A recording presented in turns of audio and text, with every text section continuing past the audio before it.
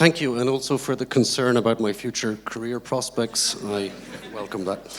Okay, thinking about what follows after the ESM program, let me give you a flavor of where we think Greece stands now or will stand August this year.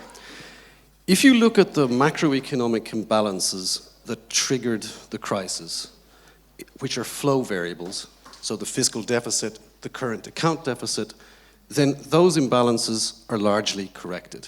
Greece is running broadly a balanced budget, a broadly balanced current account. But when you look at the indicators in stock terms, there's big balance sheet problems remaining. Public debt is very high, unemployment is high, non-performing loans remain at very elevated levels. And the experience shows that fixing the balance sheet problems takes a long time. So, it's not, the issue really is not whether Greece will successfully conclude the program. I believe it's on a good trajectory. The real issue is, can Greece achieve a sustainable recovery over the medium to long term? And as I say, the balance sheet problems are there and they will take time to work out. Where does Greece stand on reforms? And let me talk here about the deep structural reforms which, that are needed for Greece to improve its underlying competitiveness, and the deep structural reforms to have a modern public administration and a social welfare system that actually provides reliable pensions and healthcare for Greek citizens. Now, a lot of progress has been made, okay? All of the legislation, I would say, that was requested under the ESM program has essentially been adopted. And steps have been taken to, roll these reforms out. So implementation framework, implementation is underway. But in many of these, let's say, deep structural reforms, these are projects that have a 5 or 10-year time horizon. And in some cases, it varies across policy field, but implementation is at a relatively early stage. So if you take something like NPLs, the legislative framework for out-of-court workouts, or for the writing off of debt of the public sector, or household insolvency to make that more efficient, the legislative framework is in place. But we're only now starting to see banks actually do the restructuring of loans that need to be carried out. And this is a process that will take time. And so realistically, you could say that, in terms of legislation, probably close to 100% done. In terms of implementation, a long way still to go. If you also look at, coming back to the issue of, let's say, competitiveness, okay? If you look at the indexes that are prepared by the World Bank or the OECD on doing business or the attractiveness of Greece as an investment location, you see that Greece has made progress. Taking a football analogy, at the start of the crisis, Greece was at the bottom of the league table. Progress has been made, but given the poor starting position, Greece is maybe out of the relegation zone, but still in the bottom half of the league table. And the only way Greece will move towards an export-led growth, changes its growth model, increase the size of the tradable sector, is to move up to the top of the league table. You need to be there. You need to have the ambition and willingness to get to the Champion League positions, and not sort of just comfortably floating in the middle or the bottom of the half of the league table. So a lot has been achieved, but a lot remains to be done. And so I think we need to be thinking about a surveillance framework which, let's say, provides a structure and incentives for Greece to continue the implementation of these difficult reforms over the medium to long run. Now, when we do a debt sustainability analysis, we're making these projections up to 2040. I think, realistically, it's the next 3 or 4 years which matter most.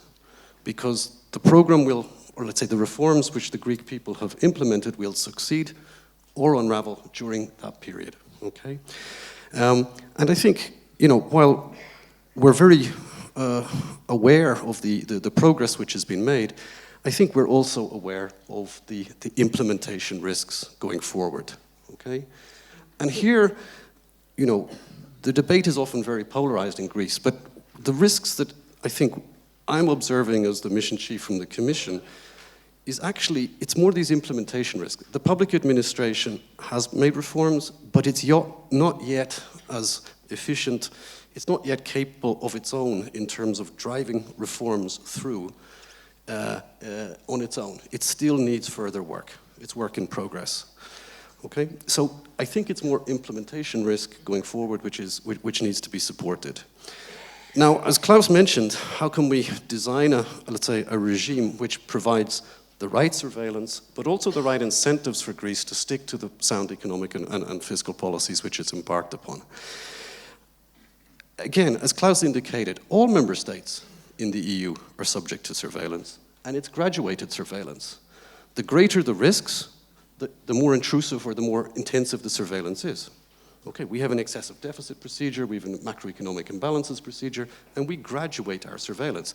And clearly, the risks and the challenges in Greece will remain elevated for a long time given those balance sheet problems. And also debt relief is unique, and as Klaus said, it's reasonable for Europe to think about, let's say, having maybe, an appropriate surveillance regime to ensure that, those debt measures, hopefully when delivered at the end of the program, will not be in vain, and that the reform efforts will continue. There's a lot of debate here today, or that I've heard in the past few days, about how will we carry out surveillance? Will you have a credit line, or are there other forms? It's an important part of the debate, but it's not the only part of the debate. What we need to think about are different building blocks to give assurance to the Eurogroup, okay?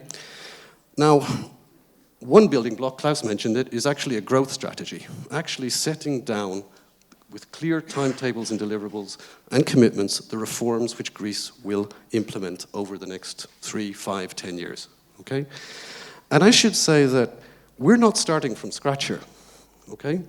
I didn't come to Delphi and say, oh my gosh, I better start working on thinking about the medium term. If I look at most of the policies that are under the program that we followed, NPLs, there are targets for NPLs up to 2019, and they will continue to be implemented. If I look at the tax administration, okay, there is a 5-year strategy which has been mapped out by the independent agency, setting out what has to be done. These things exist. Believe me, everybody knows what has to be done. What's needed now is to put it down and make clear commitments about it. Other building blocks, technical assistance. The European Commission provides unprecedented amounts of technical assistance in all policy areas of the MOU.